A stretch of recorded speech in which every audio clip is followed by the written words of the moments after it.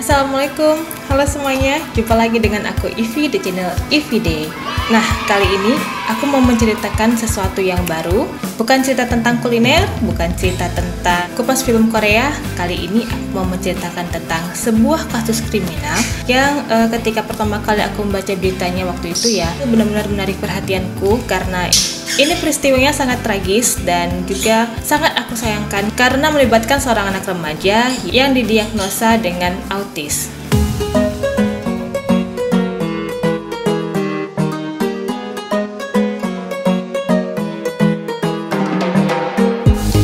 Bulan Maret 2015 lalu adalah masa yang paling kelam bagi sebuah keluarga yang berasal dari Rock Hill, South Carolina. Seorang ibu yang bernama Julie Hill Daver harus rela kehilangan bayi laki-lakinya yang baru berusia 14 bulan dan juga harus merelakan anak sulungnya yang berusia 17 tahun untuk dipenjara atas dakwaan pembakaran dan menghilangkan nyawa adik laki-lakinya. Pada suatu hari di bulan Maret 2015, Julie Hill Daver beserta sang suami yaitu Mike Hill pergi keluar rumah selama 1 jam untuk suatu keperluan. Di sini nggak ada informasiin mereka pergi kemana dan untuk keperluan apa, tapi yang pasti mereka pergi selama 1 jam tanpa membawa kedua anak mereka. Nah, jadi di keluarga ini ada 2 orang anak laki-laki. Yang pertama itu adalah Jacob Matthew Morgan, seorang remaja berusia 17 tahun yang didiagnosa menyandang autis. Sedangkan anak yang kedua adalah Joshua Hill yang baru berusia 14 bulan. Nah, jadi tadi diceritakan ya bahwasanya kedua orang tuanya pergi meninggalkan rumah dan mereka menitipkan anak keduanya yang masih berusia 14 bulan tadi yaitu si Joshua Hill kepada anak sulungnya yaitu si Morgan. Mungkin sampai sini kalian bingung ya, kok orang tuanya bisa pergi keluar rumah dalam waktu yang cukup lama meninggalkan kedua orang anaknya yang mana satunya itu didiagnosa dengan autis dan yang satunya lagi itu juga masih bayi. Nah, ini nanti akan terjawab ya. Ada bagiannya nanti aku menceritakan tentang hal ini. Nah, diceritakan pada saat orang tuanya pergi, adiknya si Joshua ini sedang tidur, sedangkan si Morgan sedang bermain-main.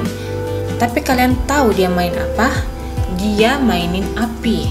Dan naasnya, ternyata api yang dinyalakan oleh Morgan menyebabkan kebakaran di rumah mereka dan Morgan pun seketika lari keluar rumah untuk menyelamatkan diri. Sedangkan adiknya masih tertinggal di dalam.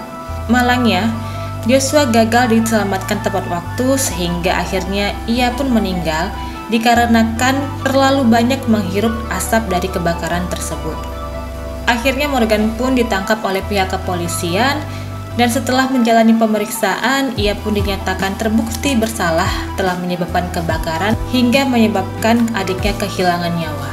Hari persidangan pun tiba dan berdasarkan bukti-bukti yang telah dikumpulkan oleh pihak kepolisian, juri menyatakan bahwa Morgan terbukti bersalah dan dijatuhi hukuman 15 tahun penjara. Di mana 5 tahunnya itu untuk dakwaan pembunuhan dan 10 tahun untuk dakwaan atas tindakan yang melanggar hukum. Nah, saat mendengar putusan di pengadilan tersebut, Jacob Morgan ini sangat syok. Sambil menangis, dia membantah atas tuduhan yang diutarakan padanya. Dia membantah telah melakukan pembakaran dan pembunuhan terhadap adiknya, meskipun adiknya itu bukanlah saudara kandung. Nah, jadi memang si Morgan dengan adiknya si Joshua ini beda ayah ya. Ibunya menikah 2 kali. Jadi si Morgan ini adalah anak dari suami pertama ibunya dan Joshua adalah anak dari suami kedua ibunya.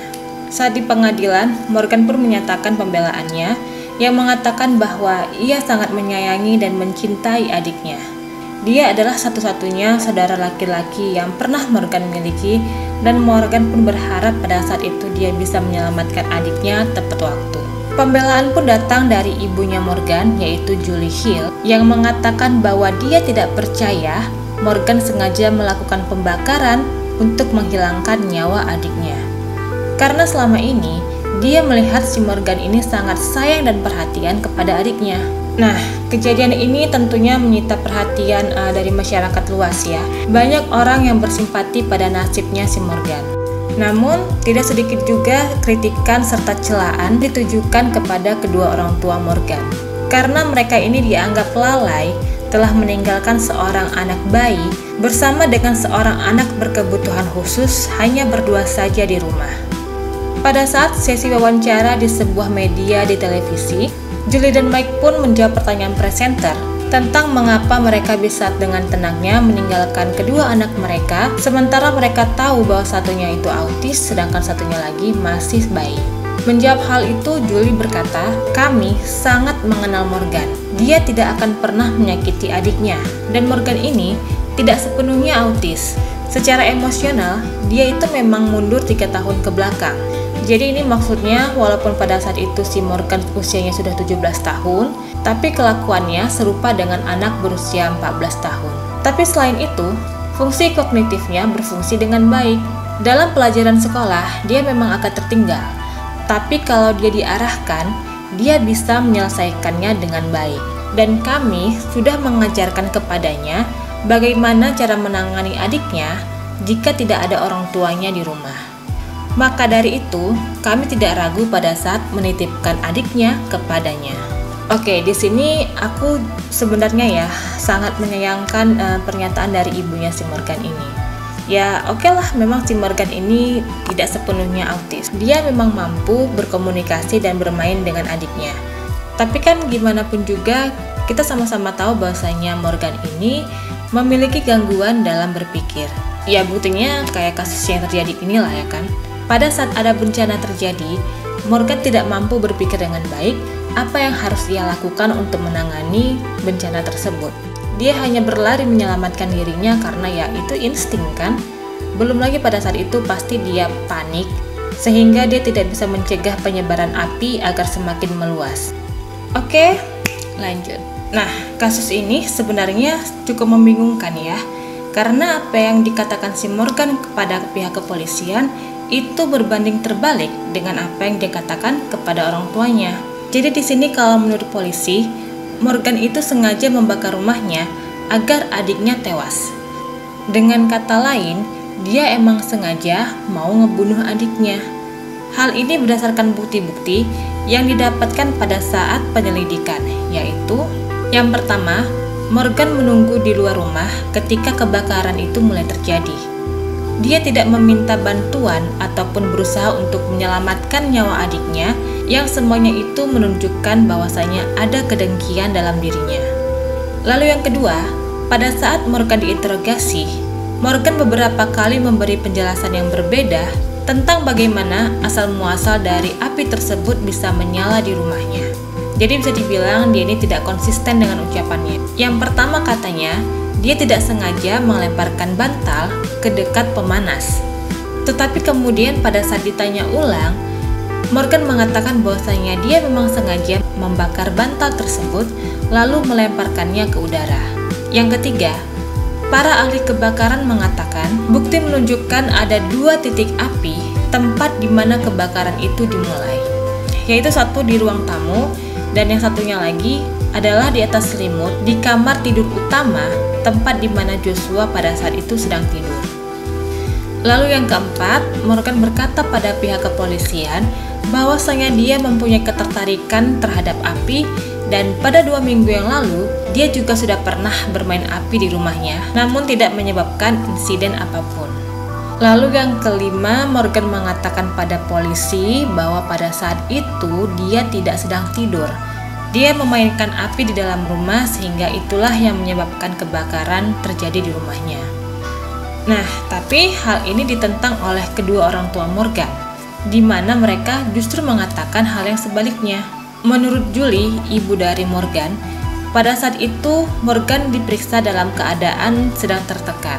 Dan karena dia punya masalah dalam kemampuan berpikirnya, dia pun terpaksa mengaku pada polisi bahwasanya memang dia yang menyebabkan kebakaran tersebut. Sedangkan pada kedua orang tuanya, Morgan memberikan kesaksian sebagai berikut.